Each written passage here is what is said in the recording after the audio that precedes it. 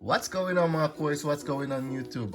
So alam kong miss nyo na yung mga tutorials na ginagawa natin dito sa channel ko. So ngayon, pasensya na talaga kasi sobrang busy. Sobrang busy sa trabaho, sobrang busy sa mga projects.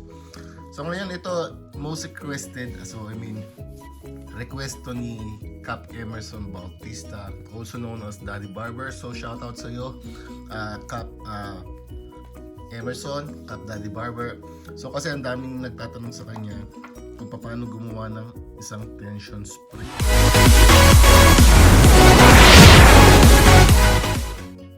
So ito yung gagawin natin. So meron tayo dito ang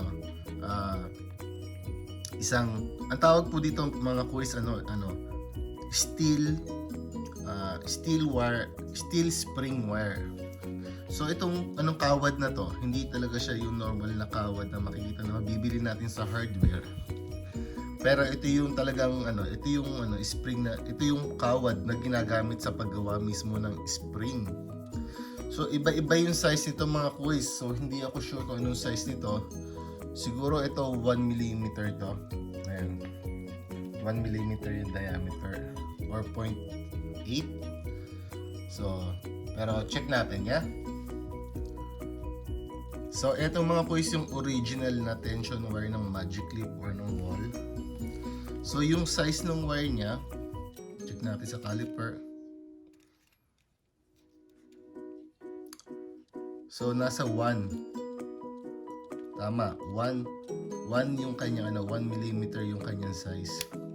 So, etong ginagamit ko ngayon is mas maliit kasi gusto ko lang subukan eh.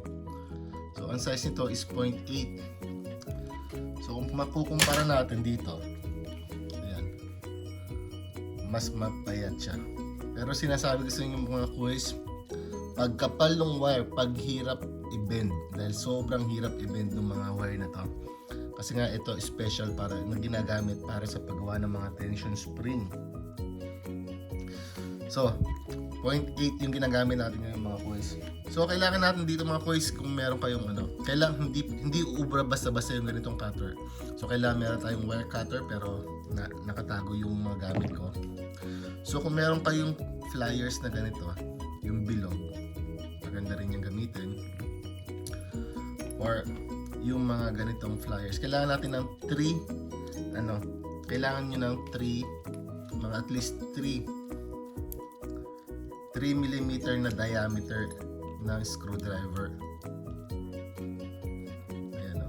Dahil yung diameter ng wall, ito sa bilog niya is 3 mm. So ito yung magiging guide natin. Ayan. Okay? So simulan natin. Sabihin natin wala tayong ganito ya.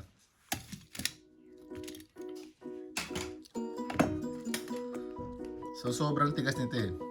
So mag-a-align lang tayo. So ito yung susukatan natin, wall magic clip. So estimate natin dito na ganyan. Okay? Kasi magkakaroon pa siya ng bend sa dulo. So yung unang natin, pwede nyo lagyan ng marka ya. Sulatan nyo ng pentel pen or kung anong gusto nyo. Pero ito, imamanual ko na. Kasi nagawa ko na yun. So kung wari ayan yung sukat. Okay? So pagdating dito, i-bend na natin siya, i-roll na natin. So simulan natin yung pag-roll. So nandito siya. Sa bandang to, okay? Tatapat ko siya dito. Ito, pag wala kayong gamit niya. So, then i-bend, tsaka natin i-bend to dito. Ang hirap kasi yung tigas eh. Kailangan niya talaga ng makahirap. Ayan. Ito yung pinapakita ko sa inyo kung wala kayong mga flyers na ginagamit niya. Pwede naman yung long nose eh, kaso kailangan mas maganda yung bilog para lang mapihit nyo ba ganun. So,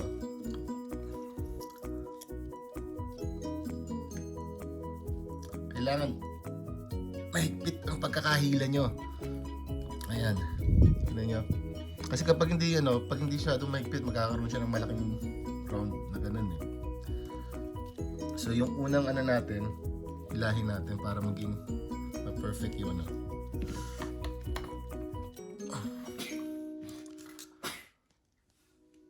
So pag nakita niyo ng okay na yung yung round niya,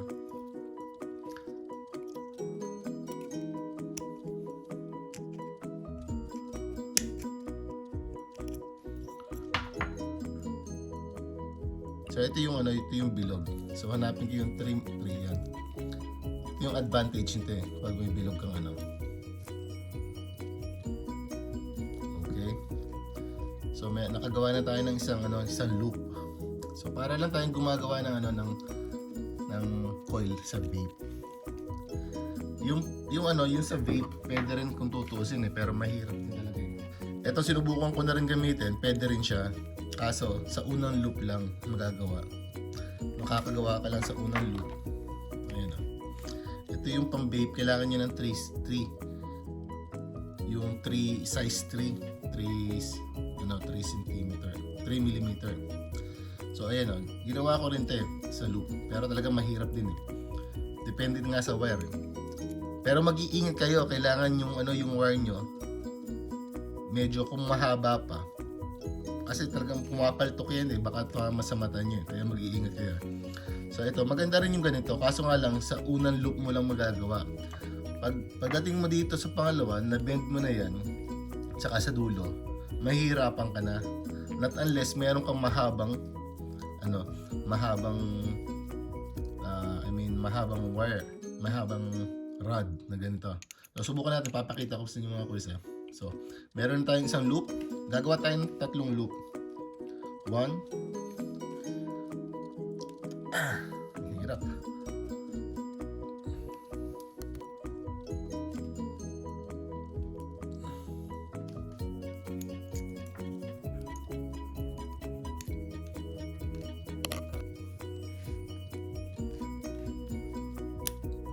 Kailangan nyo naka talaga dito eh. Naka gloves kayo dahil baka mamaya matusok kayo, matigas yung ano. So pwede yun, pinakita ko lang. So gamitin ko na ulit yung pliers ko. Kapag okay, then iikot ko lang siya. Ito depende na po sa inyo kung paano diskarte nyo sa paggawa, pero ito yung ito yung basic kumbaga na pagbabasihan nyo kung paano gawin yung yung wire.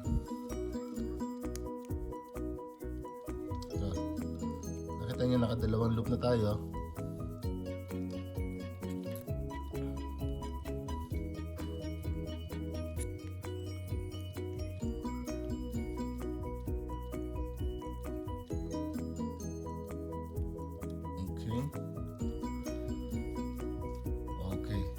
Ito na mga kuys, nagawa natin loop. So check naman natin ngayon. Ito, ayan. So sa pangatlong loop, gagawa na tayo ng bending dito. Para dyan. So iikot ko pa ito ng kalahati, and then gagawin na natin yung bending.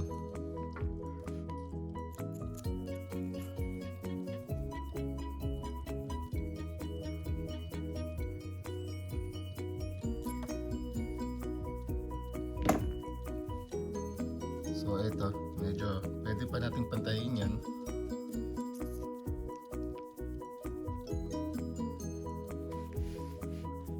So ito, didiretso ko na. Ayan. Ito na yung magkakaroon na tayo ng bending dito. So kukunin natin yung bending, so mga ganon.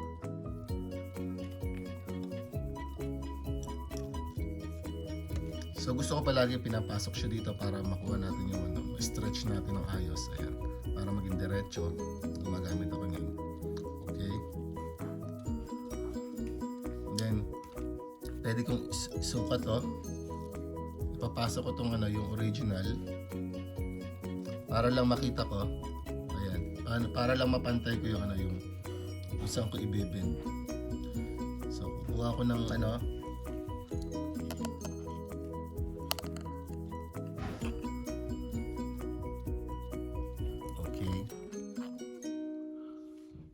so dito siya i-bend. Okay. Ayan. Diyan sa tapat na yan. So ipapantay ko lang siya. Diyan sa tapat na yan. Okay. Then i-bend ko ngayon to. Medyo mabigat itong mahirap na. Ayan.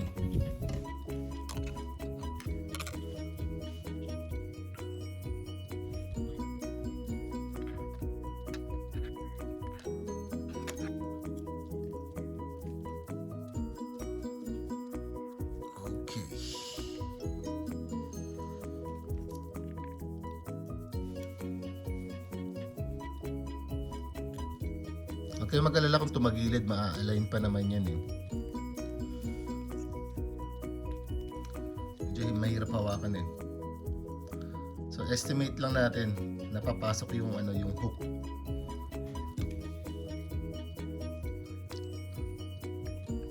So yung sukat natin hanggang dyan. Ayan. Okay. So from here, i-bend natin yan.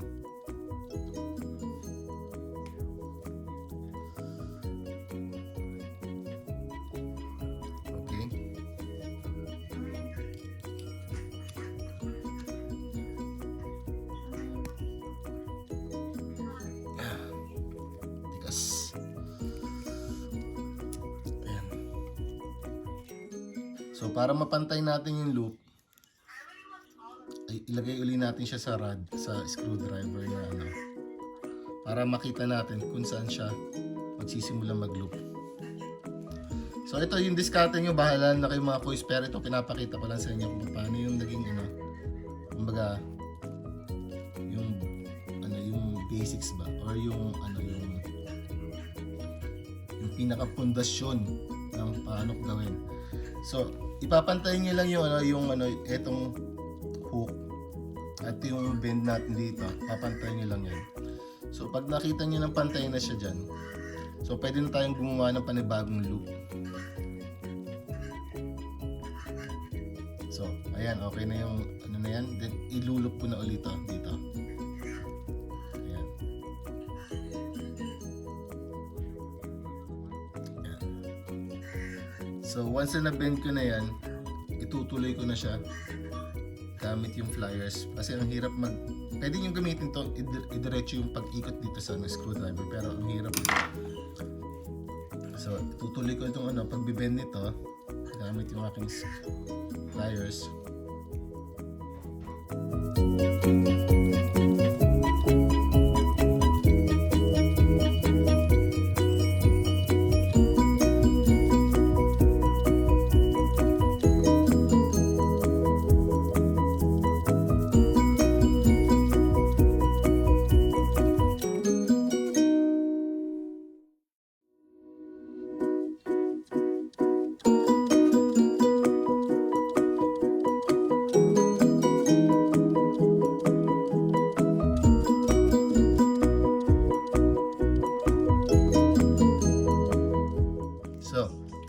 Tayo i-align na lang natin yung mga coils, so wala po yung problemahin niya, madali natin i-align to.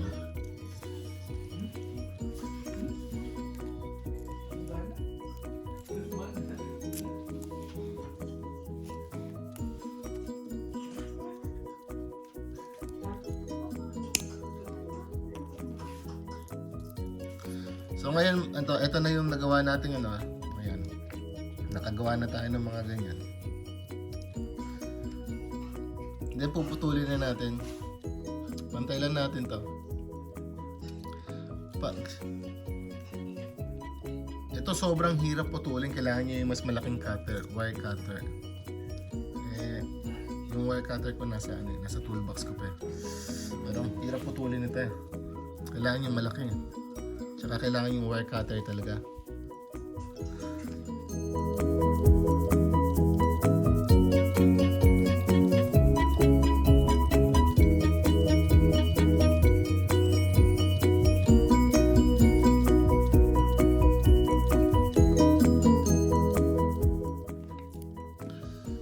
So ngayon nagawa na natin yung looping at saka yung mga bending. Then gawa lang tayo ng konting dito sa dulo.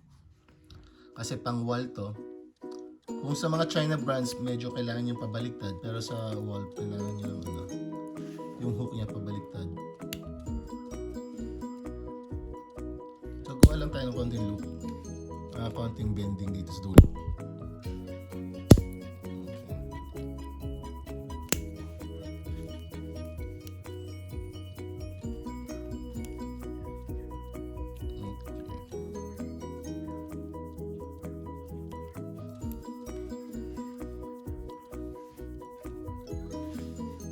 And then adjust na lang natin to.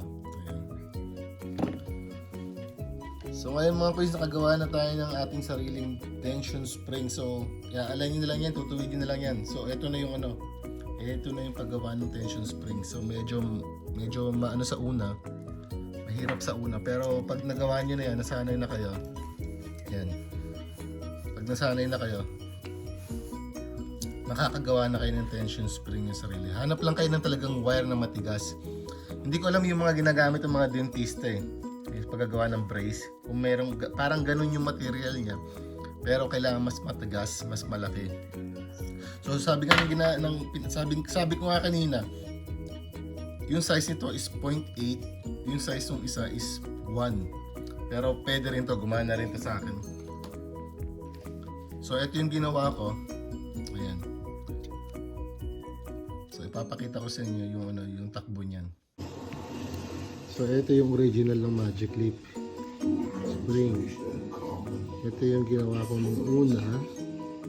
Tapos meron akong ginawa na nakakabit na dito sa Magic Leap. So pakinggan natin.